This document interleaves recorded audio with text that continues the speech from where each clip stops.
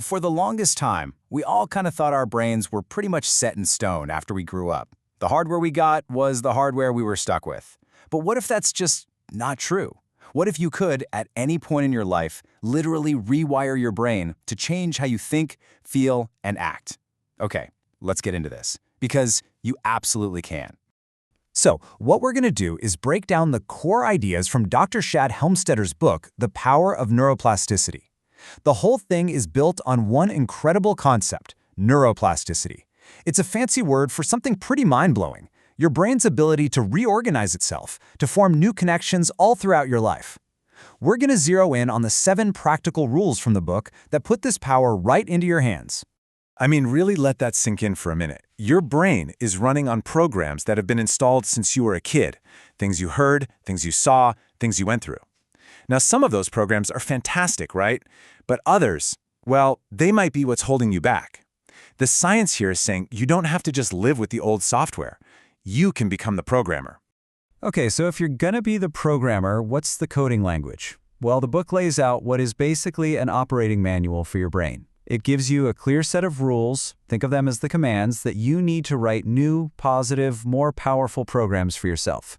And it all boils down to just 7 fundamental rules. That's it.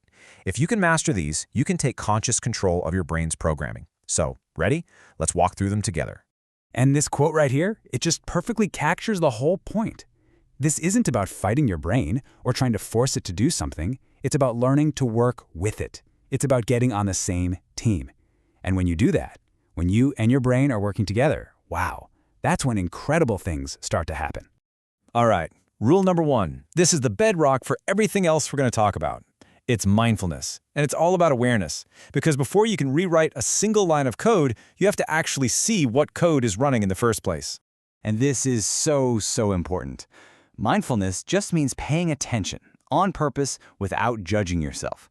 It's about finally noticing that automatic thought that pops up and says, oh, I could never do that, or recognizing that habit of checking your phone when you should be working. You can't change a program if you don't even know it exists. So awareness, that's always step 1.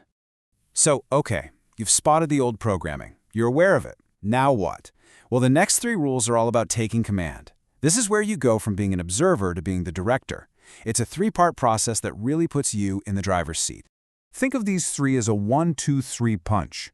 Rule 2 is choice. You have to consciously decide to reject that old program.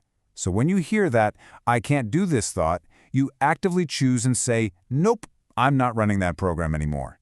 Then comes Rule 3, intention. This is where you decide what to install instead. Your intention might be something like, I am fully capable and every challenge helps me grow. See the difference? And finally, Rule 4 is focus. This is where you give your brain the detailed instructions. You vividly imagine yourself succeeding with that new belief. You feel the confidence. You see the good result. You're not just wishing for it, you are actively programming it. Okay, so you're building this new pathway, but how do you make sure it doesn't just, fade away? How do you make it permanent? That's where the next 2 rules come in, and these are the secret ingredients that make all the difference for lasting change. So how do you make it stick? 2 things. First is repetition. Think about it like walking across a grassy field. The first time, you barely leave a mark. But if you walk that same path every single day, you create a trail. That's what repeating a new thought does. It literally carves a physical pathway in your brain. But the real secret ingredient, the accelerator, is emotion. Attaching a strong feeling to that new thought is like pouring concrete on that new path. It makes the connection happen way faster and makes it so much stronger. And listen to this, because the book just nails it.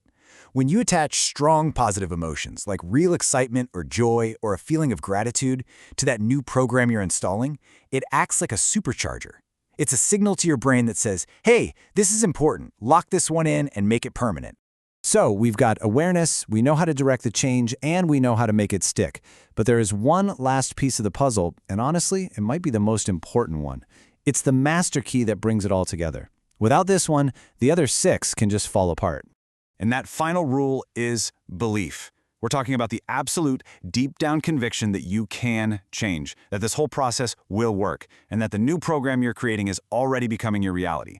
Belief is the foundation that the entire structure is built on. It's the operating system that allows all the other programming to even run.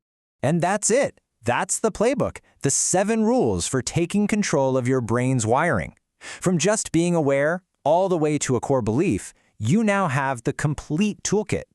So the only question left is the one that gets this whole amazing process started. What's the first new program you're going to choose to wire in?